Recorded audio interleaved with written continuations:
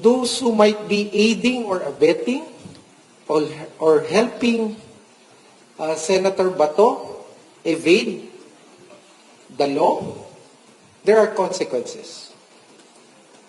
Alam natin na sa panuntunan ng rule of law may pananagutan. Pinagtago, hindi lamang po sa sa mata ng batas ng Pilipinas, pati rin po sa batas ng ICC. Natatawa ko eh. Alam nyo ba, nung una kong pinanood to, hindi ko masyadong naintindihan yung sinasabi niya kasi nakatingin ako sa bunganga niya. Putang inang ngiwi din itong si Secretary Vida. Ngiwi din ng putang inang yan. Aklain mo. So ano to, hindi na kayo nahihiya? Si Bangag, hindi ka na nahihiya na alukin ng droga yung mga kasama mo sa gabinete. Yung mga kasama mo sa gobyerno, sa administrasyon mo. So pare-pareho na kayong mga bangag. Pare-pareho kayong hay na hay. Pansinin nyo, nung po na kong pinanood to, nawala yung attention ko sa sinasabi niya. Ang attention ko napunta talaga sa bunganga ng putang inang ito. Ngiwi din eh. Diba? Kulang na lang mabasag yung mga ngipin niya sa sobrang gigil niya. Ganyan na ganyan yung tsura ni Bangag at itong mga kasama niya. Tingnan niyo si Marcel Soriano. Diba? Naging tropa niya yan. Ganyan din ang bibig. Tingnan niyo may anak lang yung Marcos, ganyan din. Nakakaloka. Anyway, nakakatawa lang na tinatakot tayo ng ating Secretary of Justice na si Vida na meron daw tayong pananagutan. Ang mga Pilipino ay may pananagutan sa dayuhan.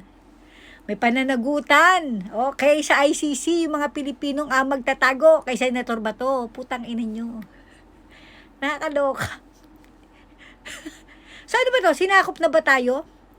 Sinakop na ba tayo ng ICC? Sinakop na ba tayo ng mga dayuhan? Dahil online naman ngayon, hindi na nila kailangan pumunta sa Pilipinas. Sinakop na nila tayo online. Tayo lang yan. Nakakaloka.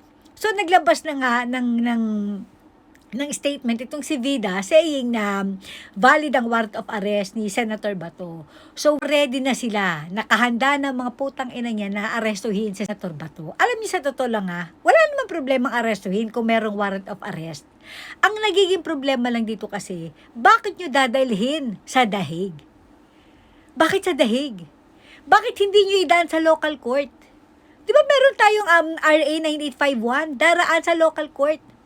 Article 59 ng Statute of Rome, daraan sa local court. Dito didinggin. Sa RA 9851, pwede ditong usigin. Pwede dito. Nangyari ang crime sa Pilipinas. So naturalmente, sa Pilipinas din, dapat usigin. Nasa Pilipinas yung mga ebidensya, nasa Pilipinas yung mga witness. At gumagana ang ating justice system. Bakit sa dahig? Again, ulitin ko, kung merong valid warrant of arrest, wala namang masamang arestuhin kung talagang valid yan. Kaya lang, bakit nyo kasi idadiretso sa dahig? Para ano? Diba, isa lang itong pagpapatunay ng ang walang hiyang gobyernong ito ay taksil sa kanyang kababayan. Ang gobyernong ito ay taksil sa kapwa niya Pilipino. Kasi diba, ginagamit ni Bangag, ginagamit ng administrasyong ito ang ICC bilang last resort nila. Dahil ayaw nilang managot sa mga ginawa nilang kababuyan sa bayan. Dahil ayaw nilang managot sa mga pagnanakaw na ginawa nila. Dahil ayaw nilang may hahadlang sa tuloy-tuloy na pagnanakaw sa kaban ng bayan. Ang last resort nila, yung ICC. Lahat ng kalaban dadalhin doon. Mantakin nyo kasunod na raw si Bongo.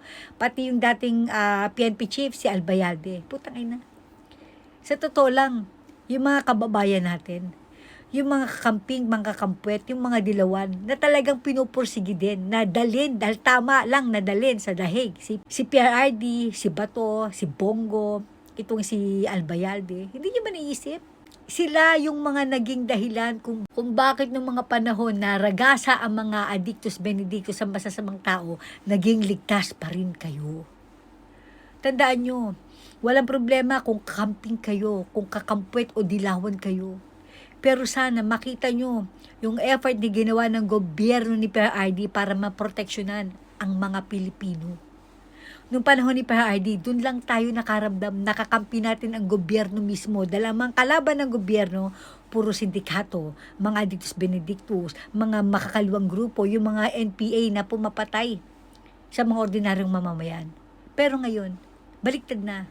Tayong ordinaryong Pilipino na ang kinakalaban ng gobyerno dahil ang mga kakampi nila, yung mga NPA, yung mga sindikato. Kita nyo, bahan-bahan na naman ang drogation sa Pilipinas. Nagkalat na naman ang krimen. Walang peace and order. Yung pinagmamalaki yung 911, nasaan na? Hindi magamit kasi wala nga. What the heck, puro kayo ngiwi. Itong si Vida, ngiwi-ngiwi ang putay na. Mahiya kayo, uy. Mahiya kayo. Yung ginagamit yung pandroga, galing sa kaban ng bayan, mga putang ina kayo.